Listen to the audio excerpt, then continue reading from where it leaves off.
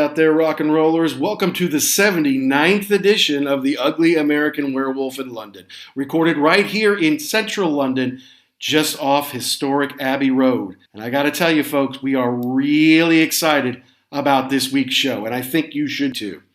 Anyone who listens to this show on a regular basis knows that Action Jackson and I, the Wolf, Mac B, are big fans of the pop prog rock group Asia, whose first album, 1982, self-titled Asia, was a huge success, was all over MTV, heat of the moment, was number one on the charts for weeks and weeks, and the album, Asia itself, was the number one selling album in America in 1982.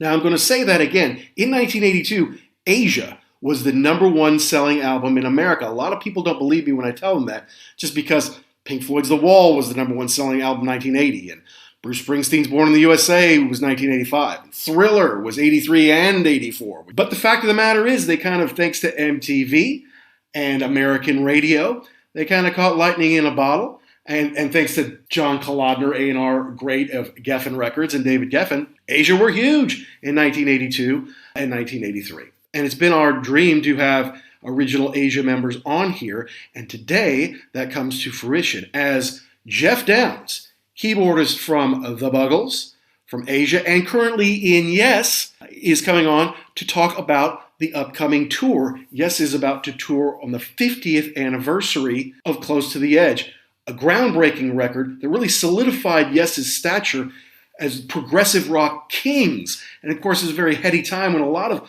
progressive rock bands were doing some of their best work. Pink Floyd doing Dark Side of the Moon, and Genesis doing Selling England by the Pound. King Crimson with John Wetton doing some great work as well. So we wanted to talk to Geoff about this upcoming tour. But of course, as we're recording this in late May, we just learned of the passing of Yes drummer Alan White, who had been with the band for 50 consecutive years. In fact, he joined the band right at the end of the recording of Close to the Edge. And we knew he'd been ill. He'd had a few different issues over the last few years. They have a friend, Jay Shellen, who's been subbing in for him a little bit here these last few years, and he was already teed up to do the Close to the Edge tour here in the UK and Ireland. And there's 10 dates, but we did not know that things were going to turn for Alan. And of course, we're very sorry that he's gone, and our best wishes go out to his family and bandmates and fans all around the world. So we're going to have an interview here with Geoff about the upcoming tour and a little bit about Asia, including the new Asia in Asia box set, which is a deluxe edition, very nice, amazingly packaged set that commemorates their night in Budokan, Japan, 1983, because Asia did Asia in Asia, an MTV satellite broadcast, the first of its kind. So a really historic moment for cable TV and MTV, not to mention the band. Huge deluxe edition with LPs, CDs, photos, beautiful booklet, little knickknacks and treasures, and a DVD of the concert itself. Really neat time in the history of the band, really in the history of TV. And we're going to talk a little bit about that. We're going to talk more about it next week because we've got another founding member of Asia, Carl Palmer, on to talk a little bit more about that. I know, we've been talking about Asia. We try to work them into every show. And now we're going to have two founding members on the show back to back in as many weeks. We're super duper excited about it. Now, quickly, a little bit of housekeeping. We want you to subscribe and download wherever you get your podcast, wherever it may be. Apple, Amazon, Spotify, Google Play. Good Pods has been very good to us. Wherever you do it, please subscribe and download. And if you think about it, please give us a positive review so we can help find more fans like you. If you want to tweet us, you can reach out to us, DM us, or tweet us at ugly_werewolf or at ActionJack72. Not to mention, after the Geoff Downes interview, we're going to review Close to the Edge because it's an amazing work. It's an amazing album, usually ranked in the top 5, if not higher, of greatest prog rock albums of all time. So we're going to talk with Geoff, hear about the new tour, hear a little bit about Asia, and then you're going to hear Jackson's and I take on Close to the Edge after 50 years. So strap in, fans. You know this means a lot to me and Jackson. We're talking to Geoff Downes of Yes, of the Buggles, and of Asia, right here on The Wolf.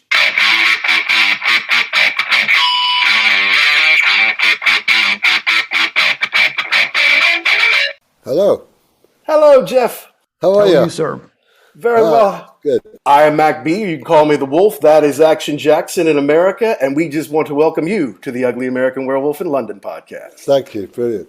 Brilliant. And we're big Asia fans. We're big Yes fans, and we want to jump in. We know your time is short here. Okay. So let's jump in. And unfortunately, Geoff, we kind of have to start on a very sad note here.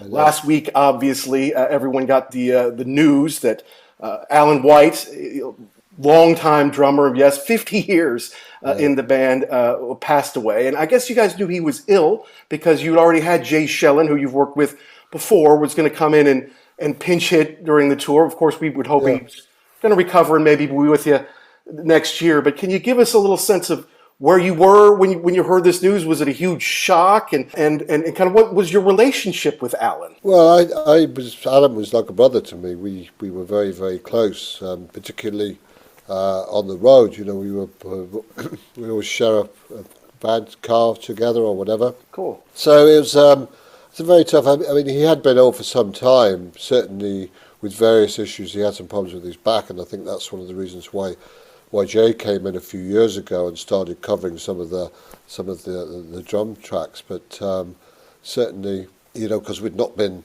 in contact. Well, I'd been in contact with Alan. I spoke to him every week. But you know, I knew that he got pretty sick a few weeks ago, and it deteriorated very quickly, sadly. But it's a terrible blow for not just for me, but for, you know, his family and for the whole of the Yes family. Is a real, you know, he was like, you know, the mainstay who'd been there non-stop for 50 years. I mean, that's right. An incredible achievement, and he was a lovely guy, a great friend, and a fabulous musician. So it's just really, you know, it's a really sad time for us. Is there a story that you could tell maybe about Alan, one of your favorite, just to kind of pay a little bit tribute to him? Well, yeah, I mean, we used to have some fun on the road, and wherever we were, I'd look to try and find an Indian restaurant, and Alan would look for an Irish pub. So we often talked about this whole thing. We were going to write a book of the world with all the different Indian restaurants and all the Irish bars, and put it together, because I was like British guys on the road. That's the first thing you look for. So that was unfortunately the book never came about, but I've got it all up here, and he was just a great guy to be with, and very funny, and never lost his British sense of humour, even though he lived in Seattle for some 30 odd years. So he had a great times with him. So well remembered. Oh, that's a book I think we'd all love to read. So yeah, he actually joined Yes right after the recording of Close to the Edge about 50 years ago. Bill Bruford did the record, and then Alan came in pretty short time to learn all this very difficult music. Now, I think it really helped launch Yes to a greater audience on both sides of the Atlantic. I think it went platinum on both sides. But I think at the time you were in school at Leeds. Do you remember hearing the album, and what kind of influence was it on you at the time? Well, it was huge, because I was at music college. I was a student. I was about in my, I think, 19 or 20, and this album came out. And one of the guys in the flat we were living in, he said, "I just got this album. It's incredible." And he played it non-stop for about 3 years. You know. Oh wow! He's probably still playing it today. Yeah, probably. But no, it was a groundbreaking album, and I remember listening to it for the first couple of days, thinking, "Wow, this is just." These guys are incredible musicians. The production was incredible. The sounds that they were using, the interplay between all the musicians was just, you know, it was an incredible achievement. And I think that most Yes fans, or certainly progressive rock fans, will look at Close to the Edge as being almost the great milestone in progressive music at the time. And I think certainly, you know, if you look at other bands around the same era, like Genesis or Pink Floyd or King Crimson, for instance, they ELP even, you know, they all had those iconic albums come out, whether it be Selling England by the Pound of Genesis or Dark Side of the Moon, Pink Floyd. Sure. These were the pinnacle of their progressive rock, of that progressive rock era, and I think Close to the Edge fits in with Yes as being that pinnacle of being an iconic album from that period of fantastic progressive rock music. Absolutely. On this tour, I know that you guys are doing Close to the Edge in its entirety, but we also get to hear stuff from the new record, The Quest, for the first time. The first single off of it, or the big single off of it, is The Ice Bridge, which I know that you co-wrote. And my question is, for so many bands of Yes's ilk that don't put out new music, you guys are still out there doing it. What's the drive to keep going? Well, I think the whole thing is that it's got to be fresh, and I think that it's important to keep that level of interest, not just for the fans, but for yourself. And I think that we've always been, certainly since I've came back to the band 12 years ago, it's been very much a case of, it's always been at the back of our minds, we've got to make, we've got to do new music, because otherwise we're just going to stagnate, play the same old stuff over and over again. So it's really nice to incorporate new material, I think, into the set. I think, as I say, the fans appreciate it. I think that it keeps us motivated and keeps us trying to be creative. And I think that's the hallmark of a great band, is that you can continue to do that sort of thing. And yeah, there are bands that will just go out and they'll play their hits and that's it. But I think Yes has always been a very different beast. It's been developed even when it went into the 1980s period with 90125 and Owner of the Lonely Heart and all that. So it was a very different kind of Yes at that point. And Sure. And I think that Yes has had that evolution. It always had that evolving style of coming up with different things and different music and breaking boundaries. Well, it's definitely always been a musician's band. I mean, you have to have certain chops to even get a tryout, let alone have a long tenure. And the dates are a little fuzzy, but it's possible that you're now the longest consecutively tenured keyboardist in Yes right now. If not, it will be very soon. I want to know, when you play your own stuff, whether it's from The Quest or from Drama, is there a different feel about it? Or when you play maybe something that Rick or Tony or even Patrick did, do you feel like, oh, I've got to get this exactly right? Or it's like, no, I've got the leeway to kind of make it my own? I think it's a challenge, because I think that people identify with those sounds and those parts and the arrangements and everything like that. So I think you've got to retain some kind of faith, keeping faithful to a lot of that stuff. So I try and it's very different for me playing, as I say, four different keyboard players across the whole span of Yes. Certainly Patrick's the most demanding, I think, because the Relayer album is very, very intense. And of course, Tony was much more of an earthy kind of player, Hammond organ and piano. Rick was much more flourishing on synthesizers and that sort of thing. So it's I find it, even just standing aside from it as a musicology aspect, it's a very, very interesting to try and get inside the heads of the guys that wrote this stuff and try and be, as I say, faithful to the parts as much as possible. Outstanding. Obviously, this is the Ugly American Werewolf in London, so you got the UK connection there, but I'm sitting here in the United States. Any chance of bringing this over to the States? Yeah, I think we're planning on bringing it out in the fall. So, but hopefully be the same show. I think we're going to Japan in September. We've got that booked in now. So good. It's going to be.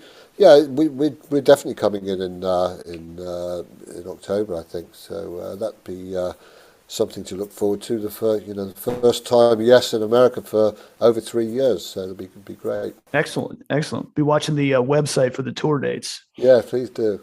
People will be excited about it, and some of us, and I will be at Royal Albert Hall on June 21st, have been sitting on these tickets for 2.5 years, so I can only imagine what it's been like for you all, just dying to get out there and do this. But I just want to point out, Geoff, that you have not been resting on your laurels. In the last, 18, 16 months, you've put out Downes Braid 4. You've done some brilliant Asia box sets, not only the Reunion albums box set, but the beautiful Bootlegs Volume 1 box set. I visited with Sharon last week, and she hooked me up with this. Oh, there it is. Yeah. There it is, the Asia box set, which we're going to want to talk a little bit about here. You had your 40th anniversary last August of being the first band ever on MTV. You got the 40th anniversary of Asia this year.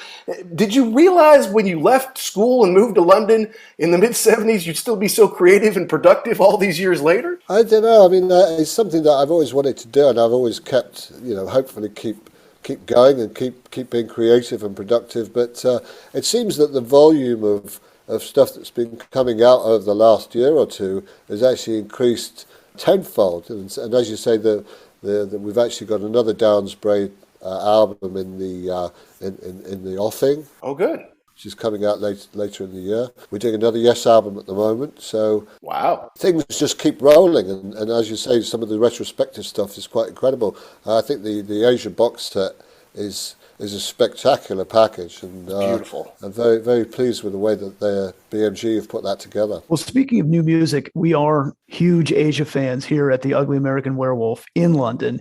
I know that there was some talk about some songs that John Wetton had worked on before he passed.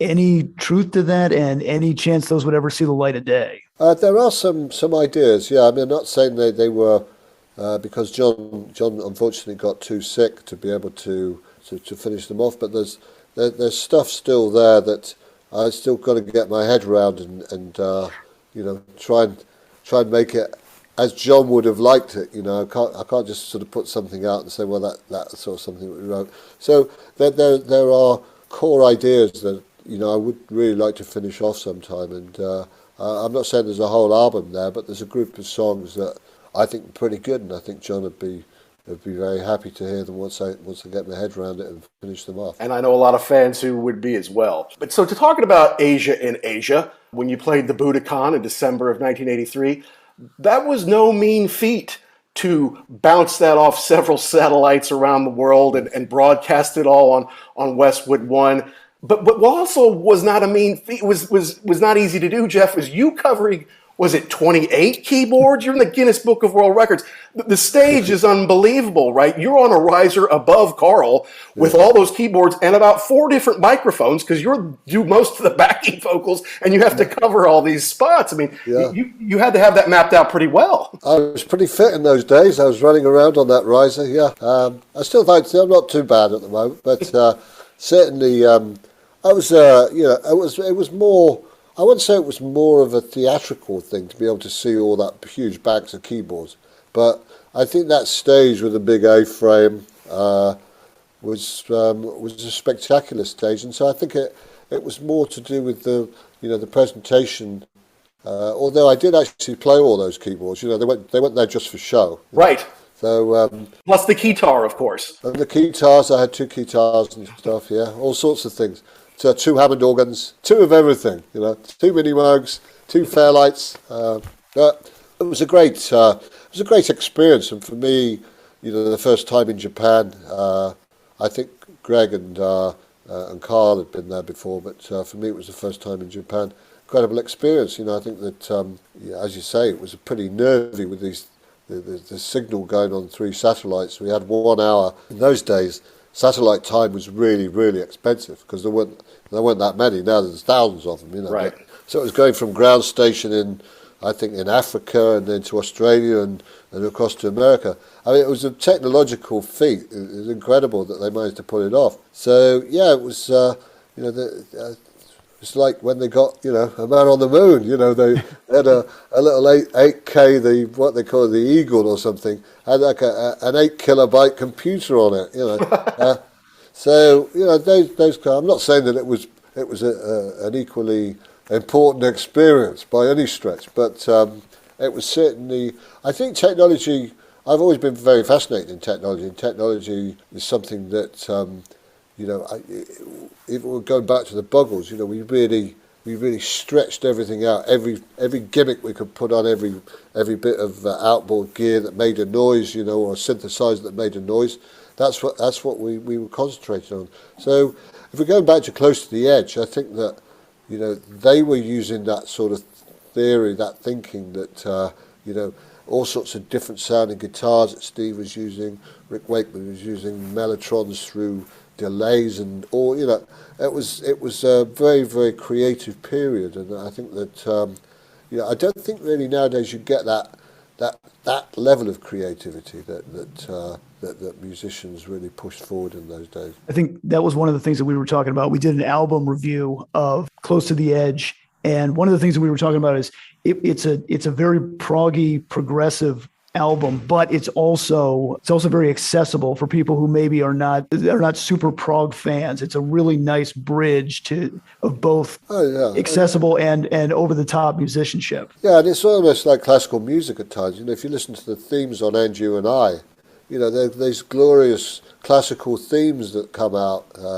and for me that particular song is my favourite off the whole album. But it's almost, you wonder how they actually managed to do it. How do they pull it off? Because it is an extreme album of great proportions. Absolutely. It really is. And I know you've got to go here shortly, Geoff, but we had your buddy Carl Palmer on last week, and he did tell us that you would be touring with Asia in the States. And, well, I just have to ask, since this is called Bootlegs Volume 1, will there be a Bootlegs Volume 2, and will there be stuff that we haven't heard? Because each of these you could have, they were released individually at some point, not in a beautiful package like this. Will we hear some new live stuff? I think so, yeah. I don't see why not. We like to record most of the shows, and of course this time we've got a different vocalist with us, Mark Bonilla. Billy's stepping out of Yes and coming to join us again with Asia.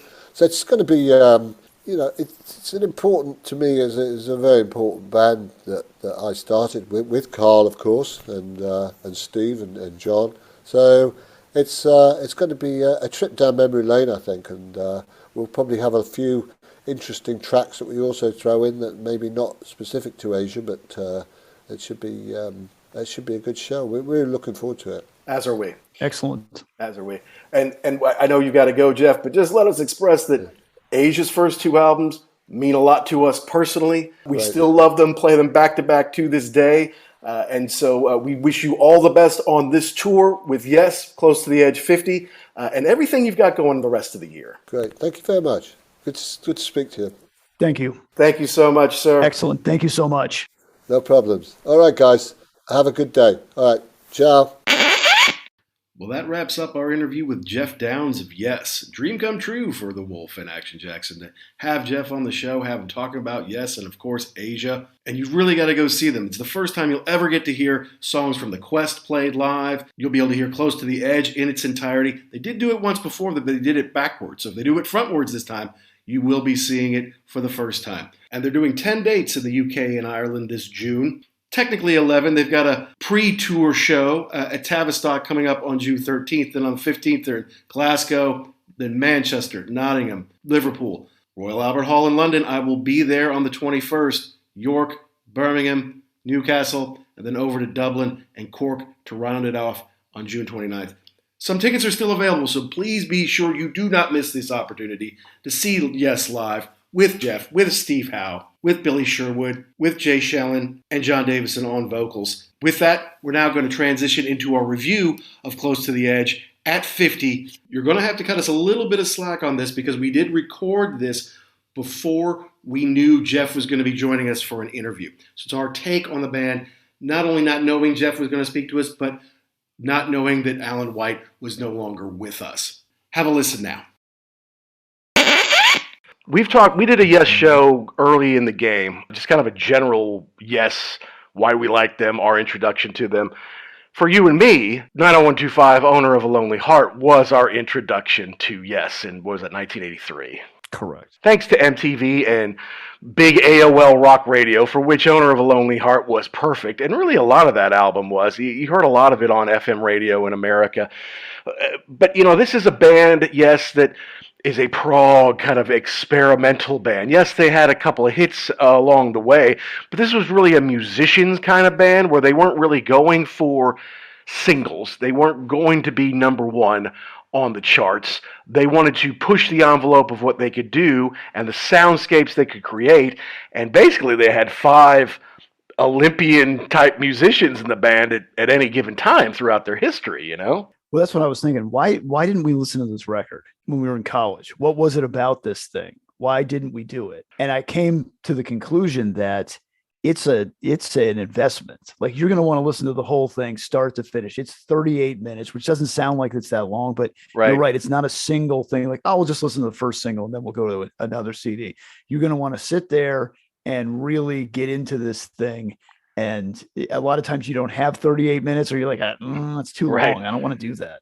We weren't ready at that point in time. No, and like you say, there's no hits on it. I mean, part of "And You and I" was released as a single, and yes, there's stuff that I've heard on there. I've heard it on American rock radio, and so yeah, it's a bit of a hit, but not really. I mean, it wasn't. It was kind of a radio song. It wasn't like a top of the charts kind of song, and really, and I was thinking about this. So progressive music really starts in the late '60s with like the Pink Floyds and the Yeses and King Crimson and those kinds of bands creating the sound. But I got to say, it's got to be from the Beatles' influence, right? Because if you only listen to the Stones and the Who, you probably wouldn't have gotten to something like Close to the Edge. Yeah, probably when they went into like the Revolver years. Yeah, they started to do stuff that use different instruments, stuff that couldn't be reproduced on stage. Right. And yeah, I mean the Stones were always. And I was thinking about that too. This is off on a tangent. Who's the greatest band in the world that ever lived?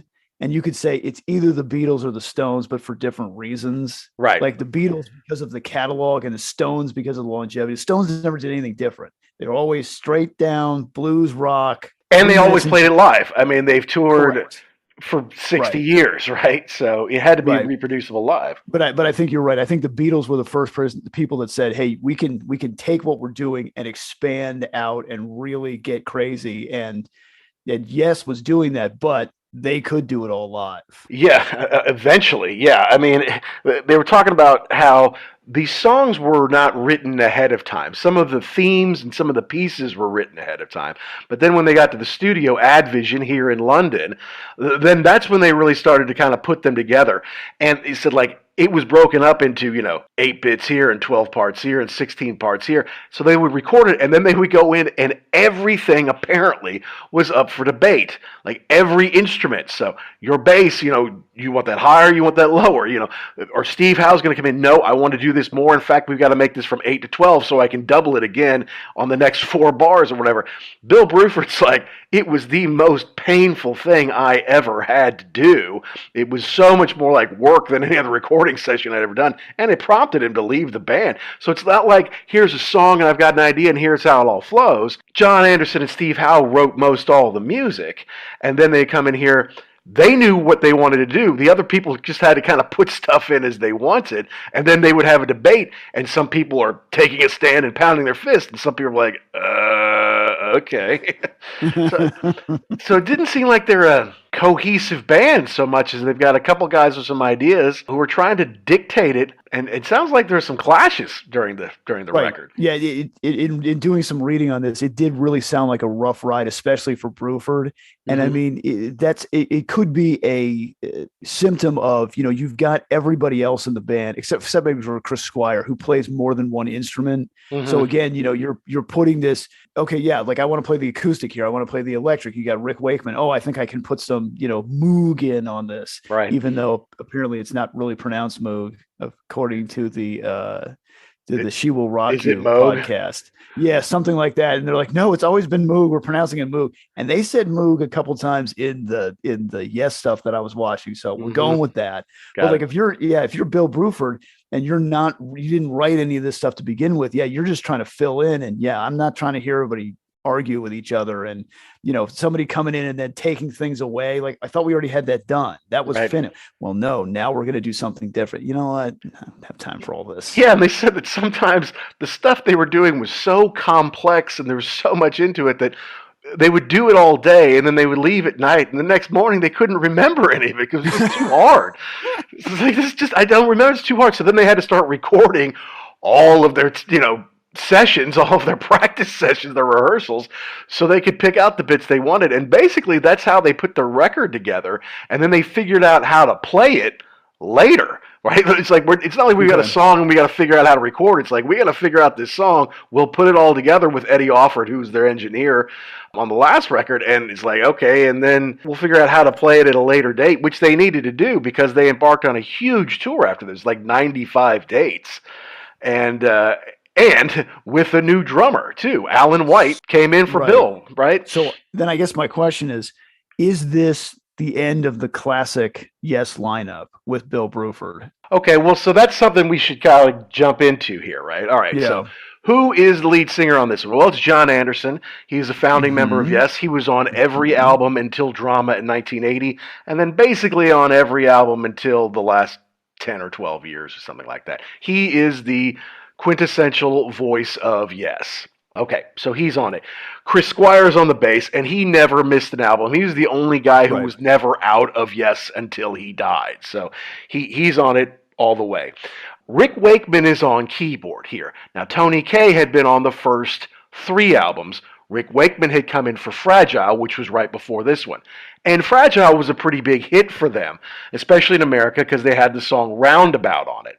So Roundabout did well in America. Then they did a huge tour in America and around the world supporting that record, which led to big sales for Close to the Edge. I mean, I think it went gold in America pretty quickly after being released, but it didn't hit platinum until 1998. So you got like 500,000 rather copies being sold within weeks, within a couple of months, and then it took a quarter of a century to get the next 500,000 sold in America, because it was all kind of like, oh, well, they're going to have another Roundabout, let's buy it based on that. They bought it up. There really isn't a big hit single on it anywhere, so I think it kind of ceased, although I think the huge tour certainly helped propel sales to some degree. Yeah, so you've got those two, and then Bruford on the drums. Bruford on the drums, who had been with them since the beginning, and Steve Howe on guitar, who I believe came in on the Yes album, the 3rd album. He was not on Yes, he was not on Time and a Word. If he was, then he came in on Time of the Word, but I think he came in on the 3rd album, which is 1970, if I'm not mistaken, the Yes album. Fragile was 71, the last, and the first with Rick Wakeman. So some people would say that this, after this album, starts the real classic lineup. No offense to Bill Bruford, who was essential in creating their sound, kind of a founding member, at least from the recording standpoint. Went on to play in King Crimson, went on to be in UK, was in Anderson, Bruford, Wakeman, and Howe, obviously, and part of the Union Project, is a member of the Rock and Roll Hall of Fame.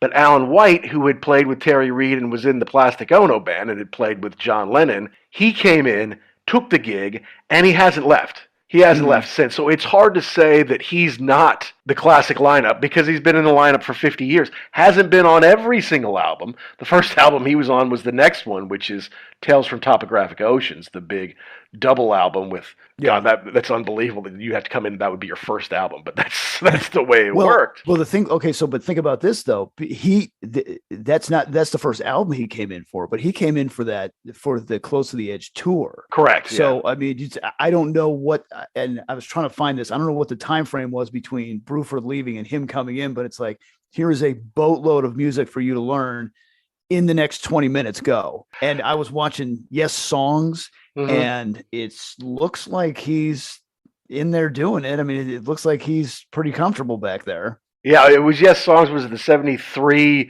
live album and live movie that they made about it. Yeah, absolutely. And so a lot of people will tell you that's the classic lineup with Alan White on the drums, obviously John Anderson and Chris Squire, and then you've got Rick Wakeman, who has been in the band 5 different stints in the band. And has had, some solo success, certainly over here in the UK, much less so in the US, but he can tour as Rick Wakeman, no problem, and has recently toured with Anderson, Wakeman, and Rabin. Anderson, Rabin, and Wakeman, featuring Anderson, Rabin, and Wakeman, which I think now that's defunct too. But Rick Wakeman is generally seen as the kind of virtuoso. He was in the Strawbs. He's quite a character, he's got a great personality. But yeah, I mean, he did those 2 albums. He did Fragile and Tales from Topographic Oceans, and he's like, okay, that's enough. They're getting too out there. Basically what Bill Bruford said, it's like they're they're too diatonic, they're too major scale, they're too like, I want to do something jazzier and more fun. And so Bill Bruford went to King Crimson, where he met Robert Fripp, who was also a bit of a taskmaster, it seems, and he didn't last forever in King Crimson. But Rick Wakeman's the same way. He's like, I want to go out and do something else. So then they did Relayer in '74 with Patrick Moraz, and then Rick Wakeman came back with Going for the One and Tormato, as they call it here. And then again, he left again for Drama, and didn't come back till Union. So, or Anderson, Bruford, Wakeman, and however you want to look at it. So the classic lineup, quote unquote, really only made 4 albums together. But individually, they were on so many of these records. I mean, whether it was 60% of them or 80% of them, made the huge records, except for, of course, 90125, which is the huge record. And I think it accounts for about half of their record sales overall or something crazy like that. Yeah, to me, I'm always biased when you say classic lineup because of that Anderson, Bruford, Wakeman, and Howe record. What it was like, are you trying to tell me that this is the real band without Chris Squire, making a play for it, which I think they wanted to make that a Yes record until Squire said, no, I'm not there, you cannot put Yes on the front of this. Please cease and desist. That was the very famous Yes East and Yes West, whereas basically Yes West was in L.A., where Trevor Rabin was, and Chris Squire had decamped there, and Alan White, and they were just they got Tony Kaye back in the band, and they were all in L.A. Whereas East, back in England, you still had Steve Howe, who prefers it in England. Bill Bruford's around here. Rick Wakeman's around here. Once they had John Anderson, this is what the people want. And the Anderson, Bruford, Wakeman, and Howe record is pretty good. I've got it, and it's actually a very good Yes record. Union was kind of the abortion because it's not. It was 5 songs by one camp, 5 songs by another, with John Anderson basically singing on all of it. It wasn't a coherent statement. I don't think they even played any of it when they did the Union tour. Or maybe they played one song off of it. I don't know, but it was basically the classic Yes.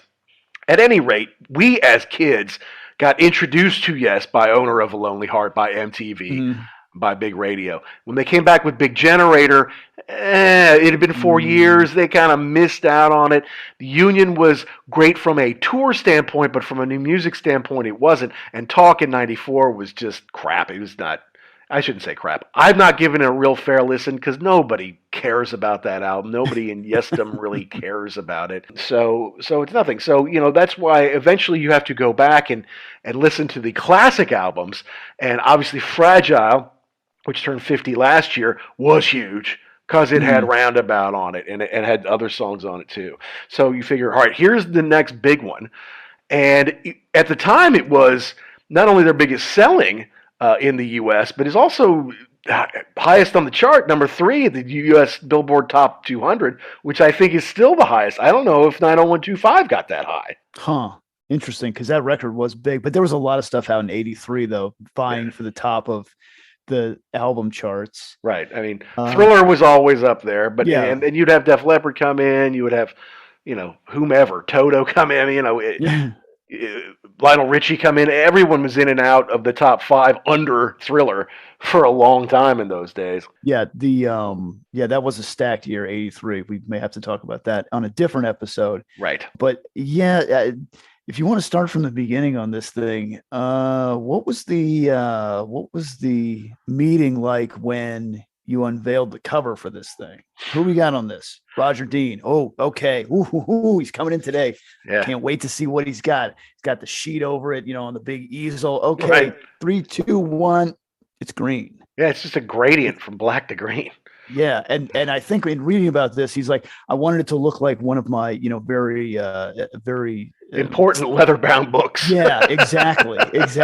I have many leather-bound books. Yeah, but I thought you do like the landscape with the trees. What about the elephants that can fly and the floating islands? This is much more important. Yeah. But you did get what would be the classic Yes logo, so that's pretty awesome. Yeah, he did he did Fragile, and he did, the Earth with the big ship on it and all that. But then, yes, this is the first one to have the official Yes logo on it, which they've essentially used ever since. They did not use it on 90125. Yeah, and I don't think they used Roger Dean either. That was just totally a different design studio. So and Talk this had is the classic. That Yes that was like, I don't know, if it's like it was spray painted or something. I don't know. The whole Talk thing just annoys me. What can I tell you? Because on Union, it's obviously him. On the Union cover and obviously on Anderson, Bruford, Wakeman, and Howe too, and the classic Asia, of course, because we gotta work Asia in here because that's an easy one though. You gotta work Asia into every episode, right? So, all right, so they're coming off a big success with not only Roundabout but the big tour. So they go in, they start making these, and yeah, man, the first side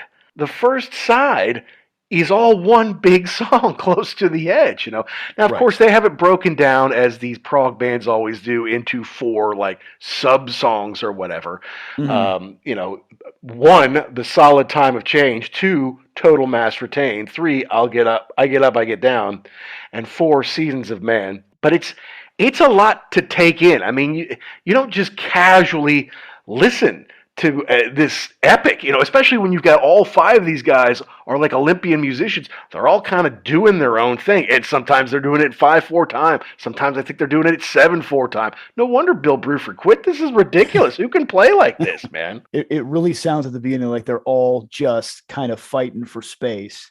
It's very dense. There's a lot going on, and you can't. The stuff that we usually listen to, especially back in the college days, it was, Highway to Hell. Ba-na-na, ba-na-na. Okay, I got it. Yeah. And here comes his drums. Boom, ch, boom. Ch. This is everything coming at you at once. And you kind of have to filter through. Okay, I can hear what's going on now, but not at the beginning. I think it was one of these things where maybe you would have been in an altered state, perhaps, especially when you watch the Yes Songs DVD and there's a lot of images going on. I mean, you kind of had to just kind of give yourself over to what's happening here and just kind of let it wash over you. Yeah, I mean, you got to applaud them for extraordinary musicianship that you don't find in every band, certainly not in every rock band. But it's also got to be listenable, it's also got to be melodic. And the beginning of Solid Time of Change, it's kind of tough to take, to be honest with you. I mean, it's kind of this wall of noise. It's the definition of prog, right? It's offbeat. It's got all these weird sounds going on, some frantic, bizarre keys to the beginning of it. And no one's keeping time. There's no one that's keeping time on this. You have to play your own part, and if you get lost, you're hosed. That's your problem. There's nothing. Yeah, exactly. There's no one to fall back on. So yeah, you've basically got everybody playing their own part at the same time. It is very, like I said, it's dense, and yeah, it's not straight ahead rock and roll like we're used to. No, and it's intense. I mean, it's focused. And then there's the part at about 2 minutes where, they're jamming, and then there's a break. And then they boom, boom, boom, boom, break right back into it. And then 15 seconds again, they do another and then they boom, boom, boom, boom. And I'm like, God, but at 3 minutes into it is where it kind of becomes more melodic and more listenable, and it's more like a song. And Howe is kind of leading the way through that with some very Steve Howe-like guitar. And then 4 minutes in, the vocals start from John Anderson with some sliding bass from Chris Squire. Is he playing fretless on this at all? Because a lot of times it sounds like it might be. If he's sliding around, probably. If only Tony Franklin were here to comment on this, I'm sure he'd know exactly what he was playing and the strings and everything else. But that's what it sounds like, because it's hard to slide around when you're hitting the frets. Without getting that weird, like you get that off sound when your hand runs across it. So yeah, I would think probably was fretless for him to do that. That's what I'm guessing, but I don't know. And I didn't really see that in my research anywhere. So who knows? But he would often have a triple necked instrument. One would be a fretted bass as usual. One might be fretless. And then there might be a guitar in the middle. Something like that. Okay. Or maybe even some kind of a third bass. I don't know. I mean, like tuned a different way or something. Maybe, or has different pickups, so it has different harmonics on it or something like that. I'm not sure. But it's just shocking to me that this sold so well out of the gate, because this is the first thing you hear, and you after 3 minutes of this, you're like, whoa, this is now. Some people thought, oh man, listen to how far out this is, man, isn't this cool? But I mean, a lot of people are like, oh, I loved Roundabout, I'll pick up the next one too, and they hear that like, what in the and world? right into man? the trash. Jesus, yeah, it's bizarre. Okay, so then it grooves into, after about 6 minutes in, it becomes quote unquote total mass retained, but it's really still part of the first, because the bass is still there. It's melodic, but you can really start to pick up Chris Squire doing some Chris Squire kind of shit in here. I don't know. And the thing is that they splice in the same vocals kind of throughout the different pieces of this puzzle, so it's not really like distinct. Oh, this is obviously total mass retain, right? Right. Yeah. Yeah. That is I mean, it's very classical music structure with these different parts to it, but you're right. There is no solid break. I mean, I'm sure if who wrote this, Anderson and or Howe walked you through it, they could tell you, okay, well, here's what we're changing to the next thing. But I mean, other than, him saying, I get up, I get down. Okay. Now I understand. I think I understand where I am in this, but yeah, there is a lot of sliding back and forth between it. And there is no real clear delineation between these different parts. No, I had to read the notes and say, okay, well, at 6:04, that's when it becomes total mass retain. I'm like, okay, now I see that a little bit. It's I don't know. The organ leads into, from there, get up, get down, because total mass retain is only like a 2-minute part of this suite, and it's a little bit of a break when you get to that part. I get up, I get down. So there's a bit of a break there with things that Wakeman maybe recorded in a church. I saw a story how they recorded some stuff in a church, and then they took it back to the studio, and they threw out the wrong part. The cleaning crew ended up throwing it out, and so then there's a break you can still hear in the song from when they had to kind of take the bad part out. But here's the thing: it's very spacey, but it has some nice harmonies from Chris Squire and Steve Howe, along with John Anderson singing lead, and those layers kind of have a bit of a Beach Boys feel to it. They definitely work really well in the harmonies, and John Anderson's voice is very distinctive. Like, it, there is no mistaking his. I mean, he is the voice of Sorry Trevor Horn, the voice of Yes and Will Always Be. To hear them do that it sounds really good. The other thing that I really like about when he's talking about the down by the edge, round by the corner, they switch the lyrics up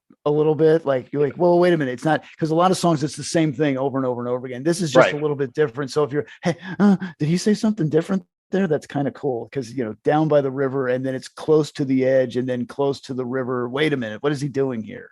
Switches it up just a little bit, keep you on your toes. Yeah, because he lived by Battersea, the old power station down there in central London. So, yes, which we've stopped been by on our tour. Which we stopped by, So when he had to go back up to Hampstead to see Steve, that was a little bit of a trek, But anyway, I mean, and then at the end of that, there's this big organ from Rick Wakeman, big fat organ, which leads us into Seasons of Man, which is very spacey part of this suite. It's basically what the punks were eventually rebelling against in the mid to late 70s. It's like, no one can play this, and nobody really wants to listen to it. I mean, yes, some beard scratching fellas like, quite good.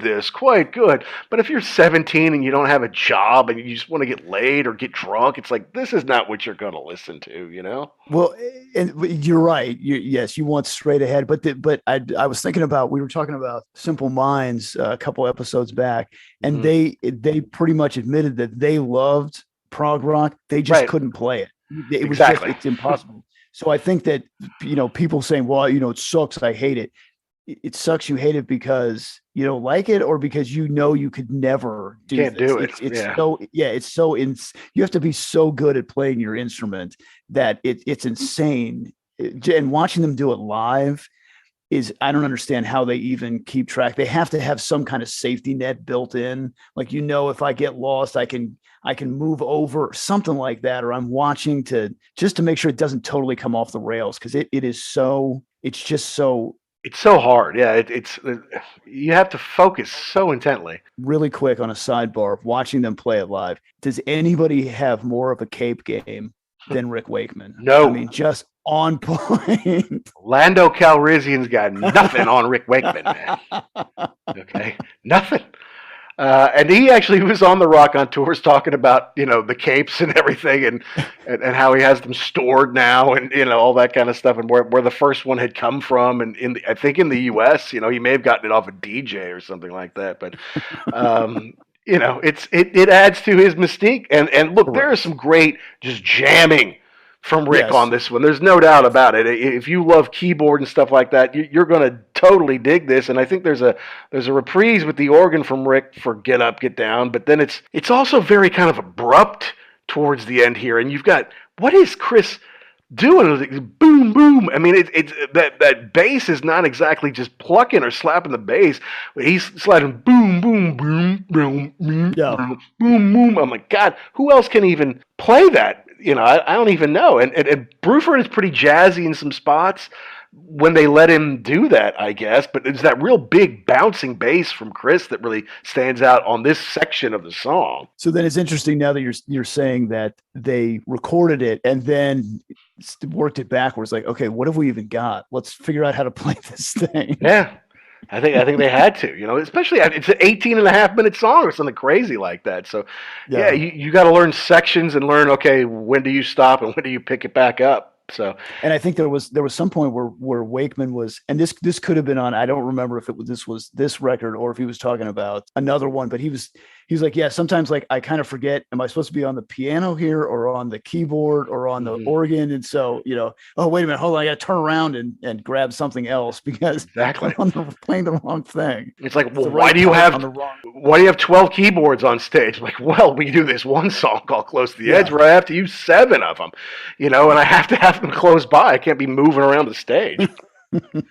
That's crazy. But I mean, you can hear, it's funny because you can hear like birds tweeting and opening doors and windows at the beginning of it. And the other day I was listening to it. It was a beautiful London afternoon or morning. So I opened my back door and there were birds chirping outside and there's birds chirping through the stereo. I'm like, oh, isn't this great? And then it started with all that weird stuff. I'm like, this will freak the birds out. They'll just fly away when they hear this stuff, man. Yeah, they do kind of lead you in at the beginning, like, oh, this is so, and then whammo, just a punch to the gut.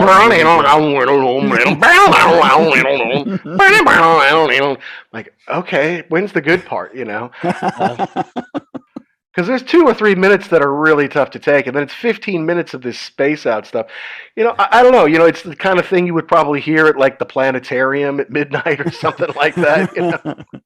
And then the universe formed. Okay. Exactly. So that's like 18.5 minutes of that. That's the whole first side of the record. They were never going to play the whole thing on the radio unless it's, 2 in the morning and the DJ's got to like go make a long distance phone call or something like that.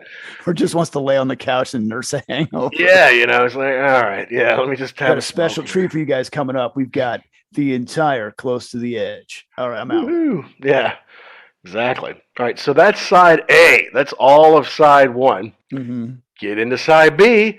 It's more of the same to start off, right? I mean, And You and I, there's only 2 songs on the whole second side. 2 songs on the second side. The first one, And You and I, also has 4 sub-suites in it with The Chord of Life, Eclipse, The Preacher, the Teacher, and The Apocalypse, which gets them a little bit closer to Iron Maiden kind of song titles. Right. With this one, right? The Chord of Life, Eclipse, The Apocalypse, The Preacher, the Teacher. I can see Iron Maiden making songs out of those. Yeah, absolutely. They made one Total Eclipse. This one at least sounds a lot more like Yes.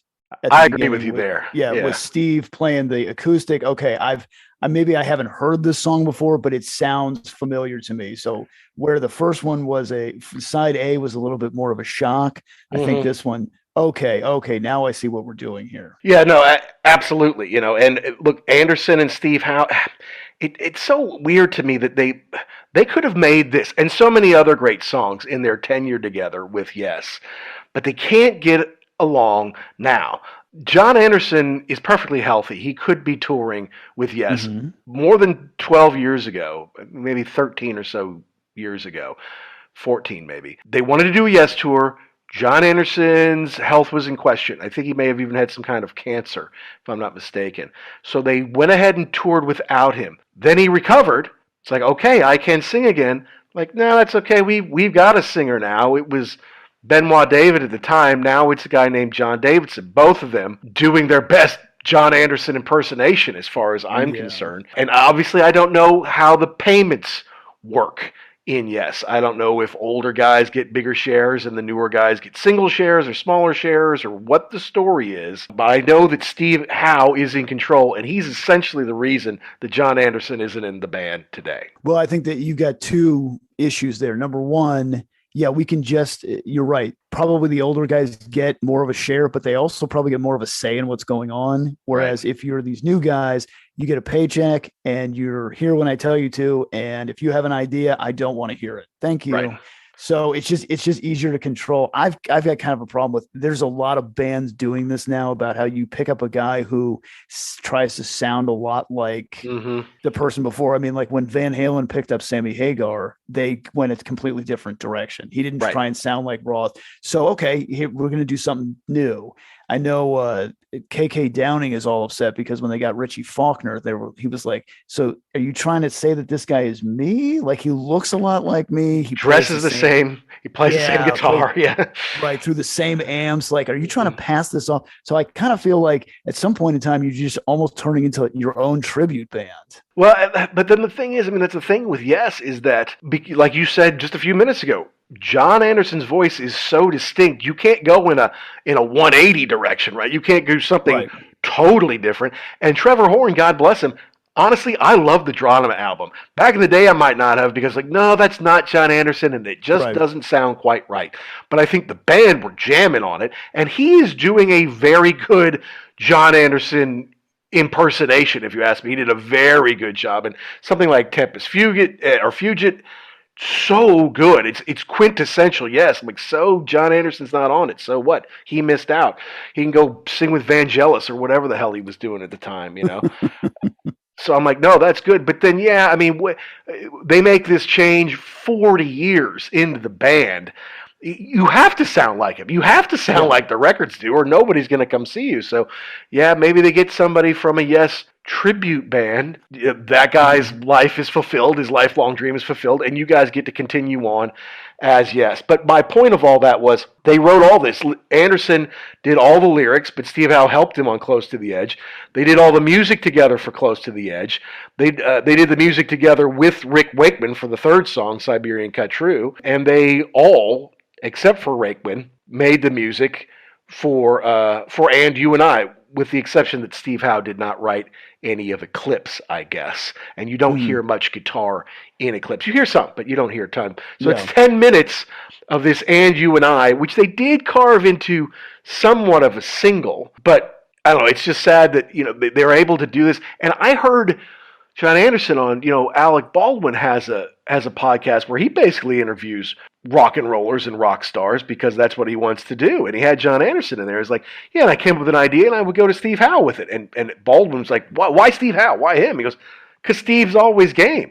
And Steve honestly is like an open channel. I mean, if you look at Steve's discography of every band he's been in, all his solo projects, he's been on like 50 records or something like that, or more, I mean, he has 2 great anthologies, solo anthology and a band anthology. That's 5 discs. That's 6 hours of music, and those are just kind of like the best pieces of it. So he can create a heck of a lot of music, but I guess he's kind of become some people he just doesn't want to deal with, and at this point, I guess he doesn't have to. That is one of the perks of being in a band and being famous is, you get to the point where you just say, I can't, how this is going to end. Even though it sounds great in your head, it's just going to end with hurt feelings and people walking out of the studio. So I don't have time or the energy for that. Yeah, but I mean, Chord of Life, the first part of And You and I, a little spare in the beginning. It's very Steve Howe, acoustic stuff, and then once the bass kicks in, it's big in the mix, and they mix up the timing a little bit. There's some interesting chord changes. I mean, it's not like, okay, we did you this crazy suite, now we're going to slow things down. It's like, well, they kind of head faked you. Yeah, they slowed it down a little bit at the beginning, but then they're still changing chords, changing keys, changing time signatures. It's like, it's more Yes, but it's still crazy prog. Yeah, I wrote down this one's slower but still dense. It's a little easier to groove to. It's a little more accessible than the first side. Mm-hmm. I totally agree with you there, And so these are a little bit shorter, these ones, because that was 18 minutes. Well, this is 4 pieces in 10 minutes instead. So basically, Chord of Life fades into Eclipse. And you don't hear a lot of, it's only 2 minutes, the Eclipse part. I like it, but you don't hear a lot of Steve Howe on it, I guess. And then it segs into Preacher Teacher, which again sounds very Yes. And you can hear parts of it. I'm pretty sure we heard this on the radio at some point. I think so. Yeah. In going back to it, I remember looking at the track list thinking, ooh, I don't even know these songs. Any of these things. And then you kind of, oh, okay, yeah, you're right. I think I have heard that before, especially when they would do stuff on the radio where they play several songs, we got 3 songs in a row for you. So you play the hit and then you get a little bit deeper and okay, yes, I've heard this before. Right. So it has a familiarity to it. And it sounds like Yes, like you say. I mean, it sounds like something Yes would do. If you'd heard Fragile and if you heard Time and a Word and maybe some of the stuff that came afterwards, like, okay, yeah, that's definitely Yes. But then, the Apocalypse is just like the last 40 seconds. I mean, it's like, why does that even get a name? I mean, it doesn't even... It's just kind of where they wrap things up. I'm like, is that really the Apocalypse, guys? I don't know. Yeah, who knows what? Yeah, what should we call this? I got it, man. The Apocalypse. All right. Write it down. Yeah, right.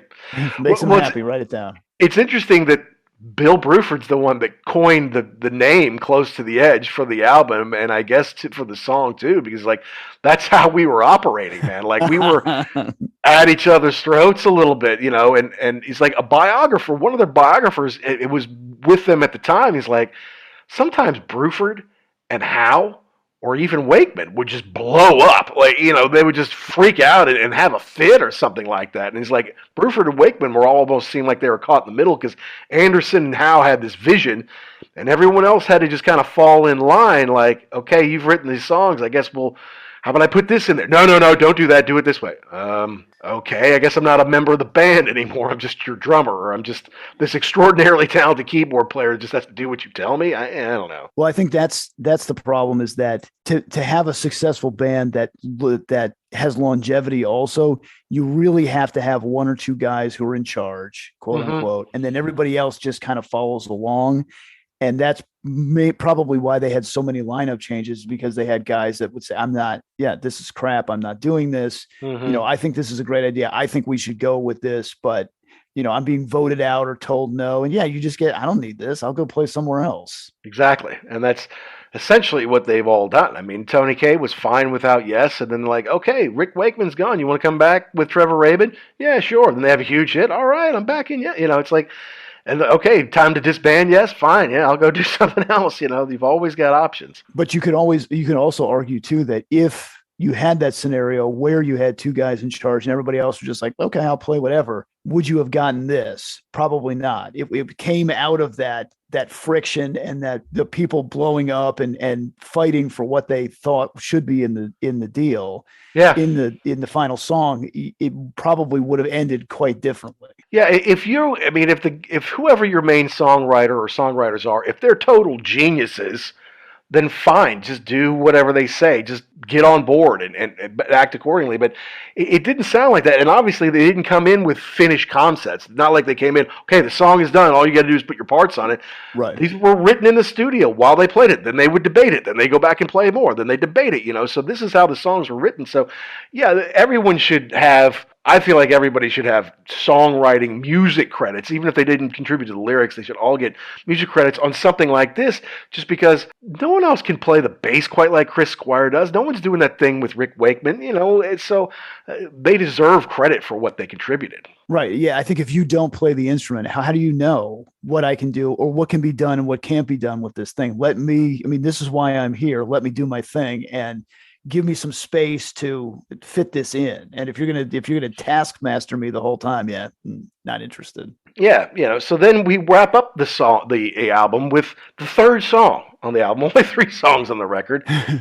Siberian Katru. And Katru means as you wish in Yemeni, dialect of Arabic, although I don't think John Anderson knew that at the time that It just he sounded good. yeah, just, he just kind of christened it Siberian Katru. This is very jazzy, very proggy, and very yes. This is actually on, they did a 35 years of classic yes. I think it's a triple album. And it kind of coincided with the tour they did at the time, because they did like a 35th anniversary tour, and it was with the classic lineup: Alan White on the drums, Chris Squire on the bass, Rick Wakeman on the keys in his fifth, time with the band, Steve Howe on guitar, and John Anderson on lead vocals. And they had a killer set because they used all these kind of Roger Dean set pieces and blow up things, and it looked really amazing. If you go look at Songs for Songus or anything from that tour, it's amazing. They're playing big places, the stage setup's amazing, and they're playing really well. They're all playing very well. They all sound really great. This is almost 20 years ago at this point, and I think it was a big heyday for the band, kind of like, okay, we're back together, we have something to celebrate, this kind of longevity. We've got the best version of the band back together, and let's go out there and play it. So that ended up on that 35th anniversary record, and he's all over it, Steve Howe. He's all over this song in so many ways. Yeah. This is definitely the most rock of all the tracks on here. Mm-hmm. Easily. And this really has the kind of the more of the classic Chris Squire bass. He's really, more than the other two tracks, he's really driving the bus on this one. No doubt, and you can hear that. I feel like Rick Wakeman's holding back, even though he co-wrote this with John Anderson and Steve Howe. I feel like he's holding back for a while, and then he does a little harpsichord. I think 3.5 minutes in, okay, well that's what he was holding back for. He needed to put his harpsichord in there. Yeah, I got it, boys. I got it. I'm breaking out the harpsichord. You're gonna do what? It works, but it's definitely, that sounds different. I haven't heard that before on the record. There's more actual solo guitar work too on this one, definitely, which we haven't heard before on the first two tracks. Yeah, and he might does he do a little slide solo in there at some point, which he's not afraid to do. Sounds like. Yeah.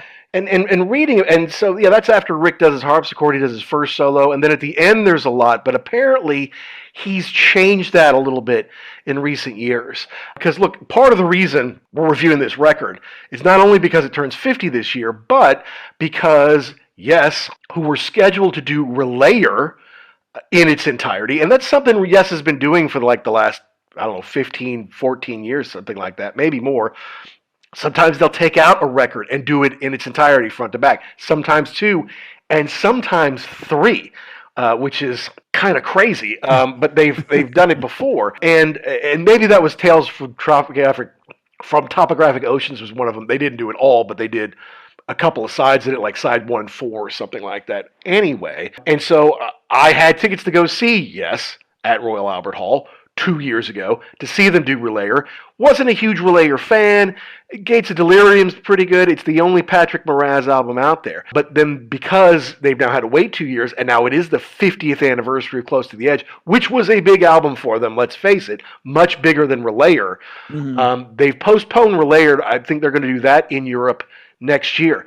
But this summer in the UK, and the dates are coming up here soon, they are going to do Close to the Edge in its entirety. And they've done Close to the Edge in its entirety. So if you're a hardcore Yes fan, you're bummed because you've never seen Relayer in its entirety. You have seen them do this before. But for me, who's only seeing Yes for the second time, and only a second show ever in Royal Albert Hall, I was really glad they made the change. So I'm like, okay, this will be something I know better. But it's like, but I don't know it that much better because it's not like this has Roundabout on it, right? It doesn't have a bunch of hits on it that I would know. It's just And You and I is somewhat familiar, and Siberian Katru is familiar just because I had it on that Greatest Hits album. And in listening to all of these 3 tracks, I'm really glad they put Close to the Edge first, because it kind of, I don't think it would have worked in the reverse order. Well, I agree with you there. Well, maybe not. Well, so you're right. Siberian Katru is more forward rock, right? Straightforward rock.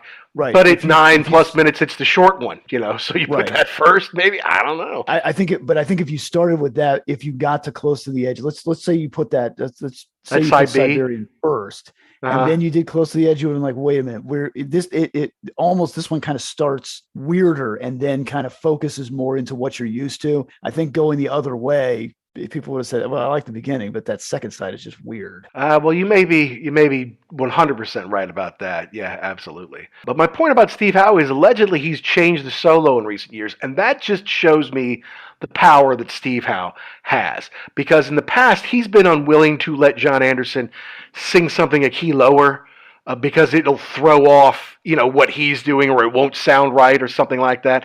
But it's like, but if I want to change up the solo, that's my prerogative. I'm like, well, that's a little two-faced there, Mr. Howe. Yeah. And I mean, we were talking about this on an earlier episode also. I'd rather hear him tune it down so that the singer can sing it and not have him struggle the whole time. Like, oh, this is not good. And I don't think it changes it that much. I mean, yes, you can point it out, but I think as far as the concert goes, I'd much rather have it that way. I agree with you, but I mean, I do like Siberian Khatru. It's long, it's jazzy, but it's got more of that guitar stuff that we like in it. It's got kind of more of signature Yes stuff, and it's not interminable. It doesn't go on forever. So it's a nice way to kind of wrap it up. But also at this time during these sessions, they did America, the old Simon and Garfunkel hit, which with John Anderson's voice is really good. Now, I think it was a B-side, and it's kind of come out on subsequent, like deluxe packages and things like that. But they do a very good job of it. They kind of make it their own and prog it up some, but having John Anderson's voice deliver those lyrics, and it's something I think that, they may have played even a little bit at some point. So something else that came out of our sessions would not have fit with everything else on the record, even if they had time for it, which they did. It doesn't fit. It doesn't fit the suite of all this other stuff that they're doing on here. It is interesting to see hey, you guys can play anything. Like, play something that you like that's not your stuff. Well, we like America from Simon and Garfunkel. All right. Really? Well, see how you do that. Yeah, go for it. It's just, I mean, it just doesn't seem like it fits, but if that's what you love, then go for it. So then famously they released the record, and then Bill Bruford wanted to leave. He's like, I'm sick of this. I don't want to do this anymore. This is just not fun. But he said, but I'll do the tour, if you need me to, or if you want me to, I'm happy to do it. And Steve Howe's basically like, no, you already said you don't want to be here. And with Howe, I'm kind of with him on that one.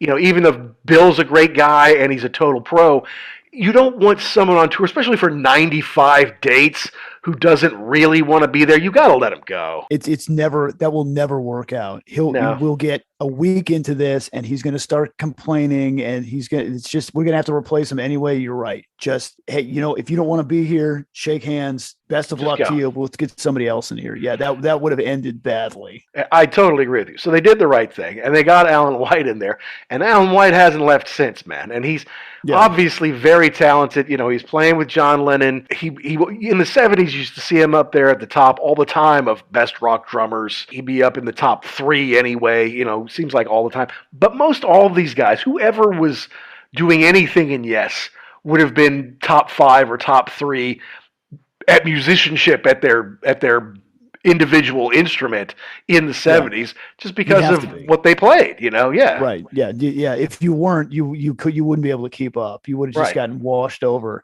Yeah. So to pick him up, they obviously knew, or were fairly confident, that he could just slide right in and learn these parts and not have any problems back there. And yes shows sounds great. So easy for me to say.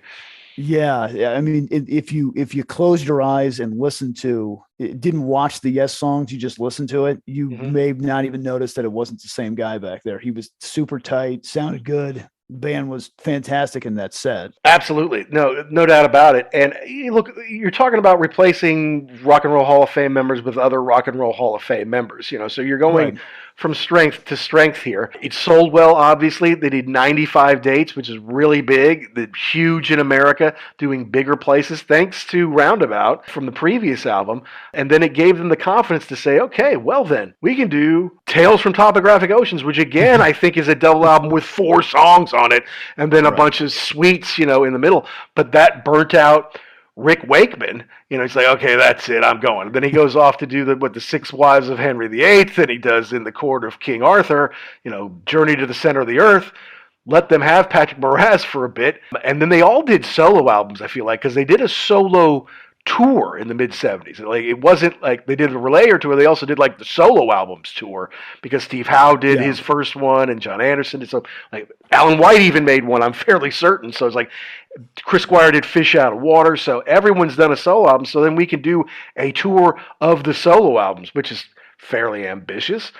Be interesting if Kiss had tried that in the late 70s. I was just thinking like that. What would that have been like? That would have been ugly, dude. That would have been so bad. That would not have worked out at all. That would have been so bad. All right, so then they tried it, like, okay, Patrick Moraz is out. We can bring Rick back. And so that was kind of their heyday with the Relayer in the middle from 72 to 78 or 9. That's what a lot of people call the classic Yes lineup of White, Squire, Wakeman, Anderson, and Howe. And they made albums, one of which was the double, plus the Yes songs or Yes shows. So, and that's just what captured people's imaginations, So this is a classic for progsters. I mean, if you look at top prog albums of all time, this won't just be top 50. This will be like top 5, for a lot of people. Yeah. Because I think it's long and it's weird, but it's still accessible. Like the Topographic Ocean, that's just on a whole nother. That's a lot to take in. Yeah. It really is. Right. I thought it was interesting too that I think the tour for this started in Dallas, Texas. And I thought to myself, I wouldn't have bet that the big hotspot for prog music in 1972 or 73, whenever they started this tour, would have been Dallas, Texas. But okay, cool. Let's do it. They were just rock back then. It's just rock, and whoever's gonna open for them or tour with them, we'll just package it together. Yeah, so I mean, but you'll see it. Rolling Stone top 500 albums of all time. 500 albums you must hear before you die. I mean, it's on all sorts of lists, and I don't know. I think the band were at their best as far as they've all been recording long enough now. They're not kids who are green anymore. They're not jaded and rich or, been through the ringer enough. They're still kind of on that upswing professionally as individuals and as a band. And so this may have captured them at their very best, although there's stuff that they did later that I might like better or that just sounds better to my ears. This could be their best. A lot of critics seem to think so. Yeah, and I think you're right. It's, who was it? Howie Long was talking one time about the elevators. Like when you get to the NFL, your IQ, your football IQ is low, but your physical ability is high. And then as you go, and this is kind of the same thing. Like they had been making records long enough where they gotten really good at composing music, but yet they hadn't quite yet decided to kill each other. So this helped. But yeah, I think you're right. I think this might be the I don't want to say lightning in a bottle, because they went on to do so much other stuff. But I think this is the album that if you're not a huge prog rock fan, you can listen to this and you can accept it. And if you are a huge prog rock fan, you can say, well, yeah, I mean, it could be proggier, but I like it because it's still really good and is a good representation of this style of music. I think that's a great way to put it. Yeah, absolutely, right? Because it's not super spaced out like Frank Zappa. I can't even listen. I don't even know what he's saying. It doesn't make any sense kind of thing. But it's definitely not pop and like, oh, yeah, it's about going to the malt shop and holding hands and driving a car. It's not about that. So, yeah, it could be a lot of different things to a lot of different people. But, I mean, I just think that, like, at this point, they're all firing all the cylinders individually. They know how to stick up for themselves. They know how to, and they're still in their early 20s, but, they're forging their way as men and not just kids. And, they've had a taste of success and they want more, and they can stand up for this is what we need. And I don't want to hear that and that kind of thing. So I don't know. It was an interesting listen. It was interesting doing research on it, to be honest with you. Yeah. And it's interesting too, because we talked about this on our earlier Yes episode, where if you started it from 90125, which we did, this is the same band. Yes. correct? Yeah. But it's not, this is more of the, if you were a Yes fan, you thought that record was like, you'd sold out. This is really more of the golden age of Yes. So it was really interesting to go back and listen to this. For me, really the first time that I really got my hands around this, to hear, them at their, I guess at their proggy height. Mm-hmm. Yeah, no, I mean, it definitely is. It's them at their proggy height. They intentionally did things a little shorter once they got to like Going for the One and Tormato and Drama, although they still had some longer songs on there. They intentionally did it. By 1983, things had completely changed. MTV had come in and changed everything, and 90210, hell, I mean, Trevor Rabin had sat in on the Asia session, so he might have taken a few ideas with him back to Steve Howe's old band and Geoff Downes' old band. But they had huge success. If you thought the first Asia album did well, it did nothing next to 90125, which is the dichotomy. Like you say, yes, this is the classic band on these. But they didn't sell that well. This one eventually went platinum, but did Going for the One, go double platinum in the U.S.? I don't think it did. Did Tales from Topographic Oceans? Well, it's a double album, so it kind of gets judged a little bit differently. And then the one where they went pop and had new members of the band in there and retreaded some old members of the band, that's the one that sells 15 million copies or whatever the heck it was. And Rick Wakeman, to his credit, says that was the album, even though he did not play on it and had not been in Yes for about 5 years when it came out. He's like, that's the record that's allowed the band to go on to this day, even though they don't play a ton of that off of it anymore because, of course, Steve Howe wasn't in the band then. So he doesn't care for that era of the band that much. That's just the way it is. Yeah. When you hold the cards, that's the way it is. But you're right. I think that had that record not come out in 83, if they had made another one that was less commercially successful, you're right. We probably never would have gotten a taste of it until much later. Right, because suddenly it's not quite Yes, it's not the same. There's no Steve Howe. Steve Howe had this huge success with Asia, short-lived, but it was huge. Then they'd say, okay, well, see, Steve Howe was the talent because he left and did the big thing, and Yes, without him, kind of crumpled up, right? Because once he joined the band, he was all the way through Drama. And the 90125 was just kind of the one-off. It's like, oh, all right, well, because interestingly enough, Squire and White tried recording with Jimmy Page for a while during that time. It's called XYZ, right? X Yes, X Zeppelin, XYZ. And Jimmy was in just no condition, man. I mean, if you look at him from the Arms concerts, and that was like 83. This is a few years after Bonham died. He was still in rough shape. He was very skinny. He didn't look good. It looked like he hadn't been that long since he had the needle, And so if they were trying, okay, Yes is over. At least it was taking a break. John Anderson said, no, I'm going to go do something else. Steve Howe goes and does something else.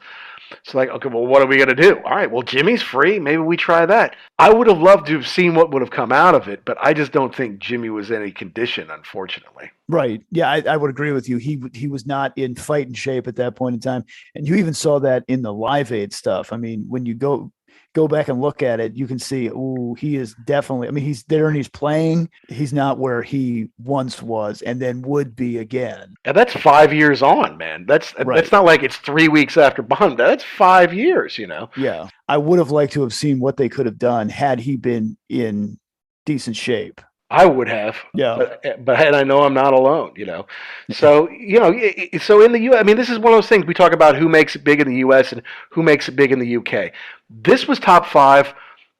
It was number 3 in America. It was number 4 in the U.K. It went platinum on both sides of the Atlantic. And I don't know, except for 90125, if any of the rest of them did. I mean, I think most all of them from the 70s went gold in America. But for the most part, the platinum thing was a little tough for them to come by. Tormato, I guess, eventually went platinum in America. And I love Drama, but like I said, I knew it wasn't going to do well because you changed the personnel, you changed the singer, and that always freaks people out. Yeah, then it's not even for most of the listening audience, it's not even the same thing anymore. So it's the band in name only. And I wonder too, had they not. Yeah, then that's an interesting thing too. I wonder had they not gotten Anderson back in '83, would that have been if Trevor Horn had, because I mean he slid back and produced it. He was still there. Had he done the vocals, would it have done as well? I don't know. Another fair question. I think at the end of the day, Trevor Horn kind of realized that being out front, as good a singer or maybe songwriter as he may have been, that's not who he is. That's not the life that he wanted. You kind of have to really want to be a lead singer, and be out there and get that attention and have to do the interviews and everything else. Yeah, I mean, triple platinum 90125 went in the U.S. and I bet it has done better than that over the years. I mean, tens of millions in sales. So it's like it's the one that everyone knows a little bit about. But this one, Close to the Edge, got great. I don't know. It got great reviews, great compliments by other bands, got great compliments by the critics.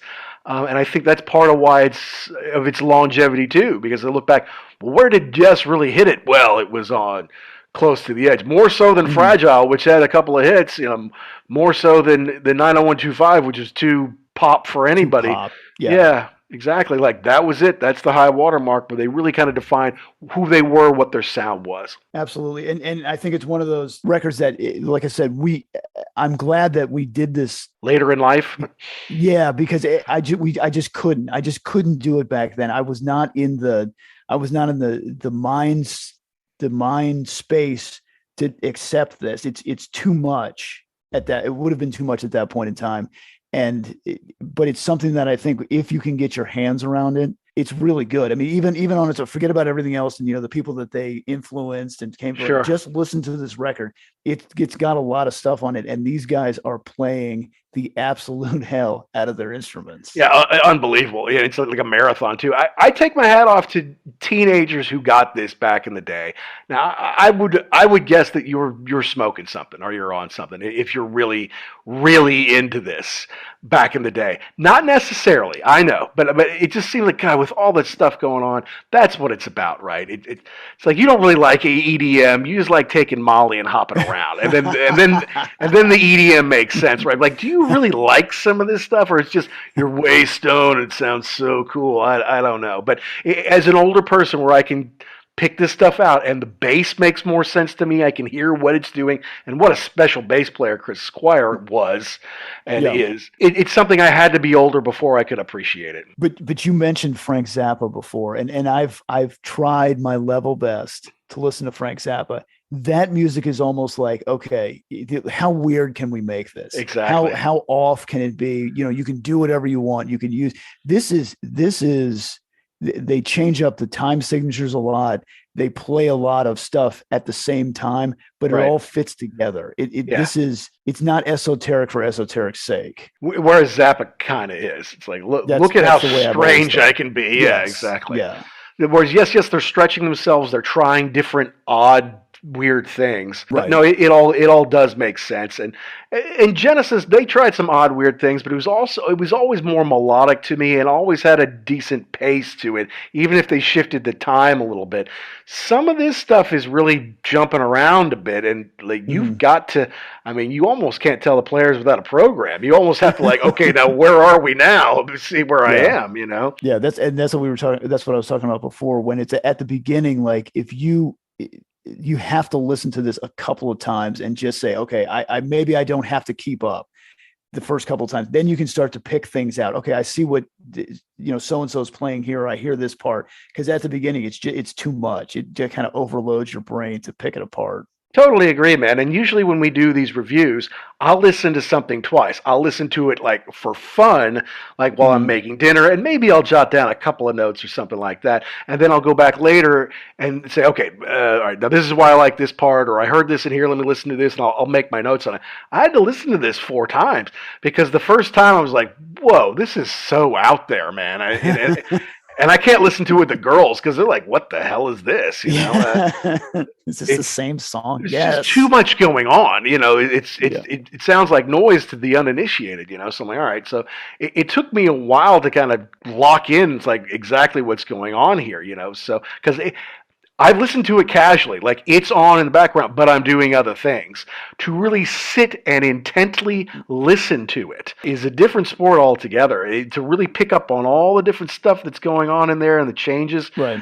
To listen to it isn't easy. To write it is impossible. I don't see how they did it. Yeah, and maybe they didn't. That was the thing. Maybe they didn't actually write this. It just came out of getting a groove and playing it and recording it and saying, that's the one I like. Okay. Write the music down from there. Yeah, exactly. Well, I hope, here's the thing. I'm excited to see Yes on what is a relatively big stage. Like I said, Royal Albert Hall is about 5,200, which either makes it an enormous theater or a small arena. And I saw them in a theater, a very nice theater, but I was in the upper deck, and it was close to the end of Chris Squire's life. It was Steve Howe, Alan White, Chris Squire. Rick Wakeman, I think, was supposed to be with him, but he had some kind of health thing, so he sent his son Oliver to play with them. And I got to tell you, Oliver was pretty good. Yeah, exactly. Yeah. Oliver's pretty damn good. So I'm like, okay. I mean, I wanted to see Rick Wakeman, obviously, but being able to see Oliver is not bad. And I think that was Benoit David at the time singing the songs. I also seem to recall they did Owner of a Lonely Heart, but Steve didn't play it that well. And that was me first understanding Steve doesn't want to play the stuff that he wasn't on. He doesn't like anything that he wasn't on. I mean, is there anything from Time in a Word they played? Maybe not, because he wasn't on it. Or the first album, In a Word, yes. No, he doesn't, because he wasn't on it. They don't play that. So when he's in charge of the band, he can dictate what they play. Like, well, we got to play Owner of a Lonely Heart. He's like, well, okay, I guess I'll play it. But he didn't play it that well. I'm like, if Trevor Horn was there, he would have played it right. So, right. But now you can't see AWH anymore because they've disbanded. They're like, okay, that's enough of that. Plus, Trevor Horn's busy. He's a big time movie score guy, So yeah. And Wakeman can do whatever he wants. He does this thing called Grumpy Old Christmas, or that he does, in November and December around the country here, and I think it's supposed to be really good. If COVID was kind of relieved this year, I was going to maybe think about getting some tickets, but I don't know about that. But I'll be curious. I'm just glad they'll be able to see it on a big stage, probably with some cool, because looking down from the balcony with no stage projections is one thing. I think looking up from a good seat, and they will have something behind them. I'm hoping some kind of... That'll add to it a lot. Yeah, I think so. So that's... And just to hear it done... Plus, I'm sure I'll be with people who've been listening to this for 50 years, and can really critique it, You're going to see some crusty people come out of the woodwork for this. No doubt. No doubt. June 21st, 2022 at Royal Albert Hall. All right. Looking forward to it. And so, because I have 3 other concerts around that time, we may just have to do a quick summary brief on the concert and add it to the end of this. Who knows? Yeah, we could do that. That would be good, because I would be interested to see, now that we've talked about this for an hour and change, how it holds up live. How it comes off live, yeah. Interested. Yeah. Yeah. Now at this point, honestly, there's only one member of the band who played on that record who's playing that night, right? It's just Steve Howe, because John Anderson is persona non grata. Chris Squire is dead, and Billy Sherwood is filling in for him. Geoff Downes is now the keyboardist, yes, which we love because we love Asia and the Buggles and everything. But correct. And Alan White, well, this is right before he joined the band. He's been in the band 50 years, but this isn't an album he played on, So he played on the tour, but right. So you kind of give him like a credit. Maybe I give him a pass. All right. Yeah. Yeah, exactly. 2 of the original members, kind of. Somebody told me that they opened for Cream in their farewell concert at Royal Albert Hall. So wow. 4 years later or whatever, I'm going to see them play there again. That's crazy. I know. Yeah.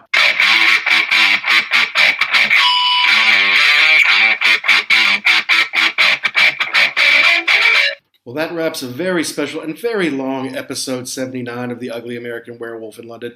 Thanks so much to Geoff Downes for joining us here to talk about this tour, the passing of Alan White, what he meant to him as a friend and as a musician, the upcoming tour on Close to the Edge, celebrating the 50th anniversary of that groundbreaking album, and just talking about Asia generally, because fans know we love Asia.